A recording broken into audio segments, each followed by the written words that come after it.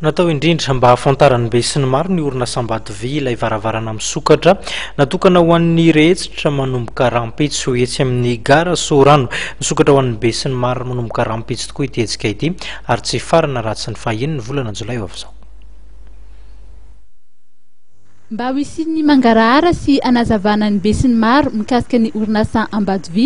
ny antom-pisian'ny varavarana misokatra izay tanterahana etsy amin'ny gara Sorano misokatra ho an'ny be sy ny maro manomboka rapitso ary tsy farana raha tsy ny fahaenina ny volana Jolay. Ny antony tena nanovanay ao ambady vy an'izao varavarana misokatra izao dia betsaka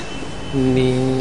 olom-pirenena tsy mahalala hoe inona marina moa zany ambady vy zany, fantatra fotsiny hoe ambady vy le izy fa tsy dia fantatra firy hoe inona moa zany nickel zany, atao inona moa zany nickel zany, inona moa ny tombony ara-toe-karena hoentin'ny fitrandrahana nickel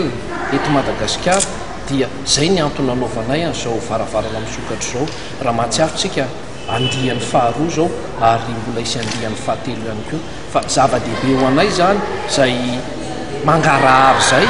hoe mampahafantatra ny olona inona no antom-pisiana ambady vy, inona ny tombony ara-toe-karena hoentina any Madagasikara. Indrindra koa raha tsikaritra ny lohahevitra zay entinay amin'izao varavarana misokatra izao dia ny nickel ny vokatra fanondrana voalohany Madagasikara. Zay ny tena hazavana eto raha nahazatra antsika hatramin'izay dia ny lavanilina, ny vokatra vita amin'ny lamba, fa manomboka izao kosa dia zay nickel zay no vokatra apiditra vola vahiny betsaka indrindra ho an'ny Madagasikara ary ato amin'ity varavarana misokatra ity dia hazavainay amin'ny mpitsidika fa ny vola vahiny izay ampidirin'ny nickel ho an'ny firenena dia kely sisa dia ho avo roa eny noho ny vola vahiny izay ampidirin'ireo vokatra mahazatra antsika hatramin'izay. Voazava amin'ny Antsipriany eto avokoa ireo fomba famokarana ireo nickel sy cobalta izay afantarana an'ambady vy,